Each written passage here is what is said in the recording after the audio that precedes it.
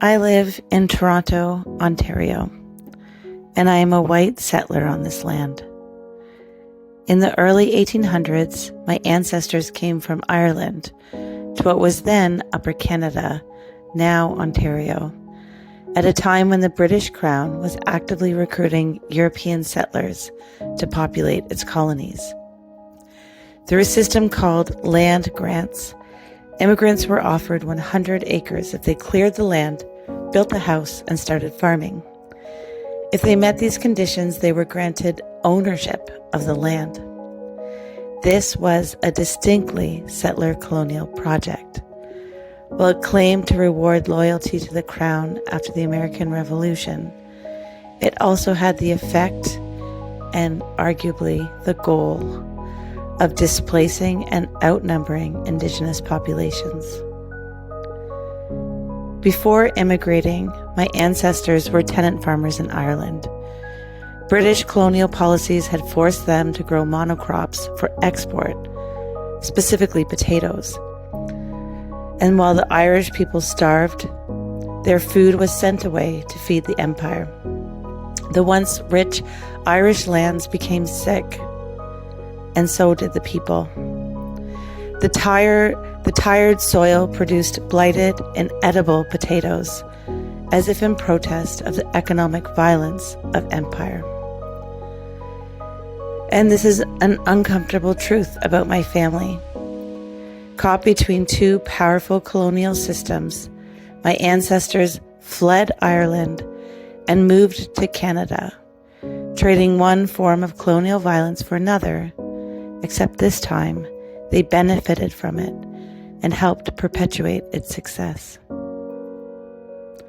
On both sides of my family, my ancestors were granted ownership of a piece of land. On my mother's side, the farm stayed in the family, and in the 1950s, it went to my grandfather's older brother, Lou. Whereas in earlier generations, the farm provided more than enough food and work to provide, over time, industrialization took hold, and it became harder to make a living from a farm. Lou eventually took a factory job so he could keep the farm. His children today still own the farm, and they still work factory jobs to afford it. On my father's side, the land was passed down, but eventually sold to nearby industrial farms that needed more acreage. My grandfather moved into town and worked for the township building roads. That town, Tottenham, is where I grew up.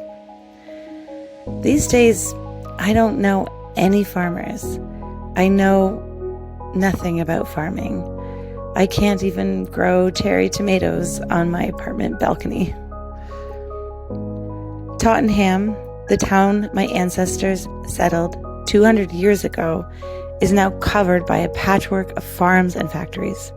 The average farm is over 300 acres and relies on pesticides, herbicides, and large-scale machinery to turn a profit. They mostly grow monocrops: soy, corn, and potatoes.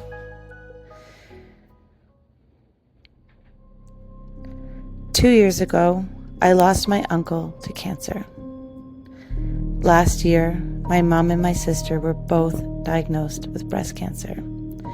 My sister's best friend helped her through the chemo because she had it the year before. Last week, I learned that my uncle's prostate cancer has moved to stage 4. All of them have lived in Tottenham for years. I don't know if the factories or pesticides are making the people that I love sick. Maybe it's genetics or lifestyle or something I don't understand. I have read articles and I have seen that there are links between factories, pesticides, farming, and cancer. But I've also read articles that accuse the media of spreading disinformation. Regardless of the debates, there is something that I believe to be true. For many of us, our relationship with the land has been broken. For some, it's been completely severed. Over time, these lands have been cleared, fenced in, sprayed down, and stripped of the ecosystems that it needs to generate life. In starving our lands, we've limited its ability to teach, feed, and care for us. We've erased its medicines and its stories. We've turned it into a factory that feeds a rapacious economic system. And now the land is sick and the people are sick. From my 11th floor apartment overlooking trees and concrete, I know I may never return to the land my ancestors called home or recover the secrets that it offered them. But I can reclaim my story. I can listen to the story that the land tells and follow the threads that help repair our web of connection to the earth and to each other. I can question my isolation. I can insist on care. I can trace the harms of the past to help us understand how we got here and what we might do next.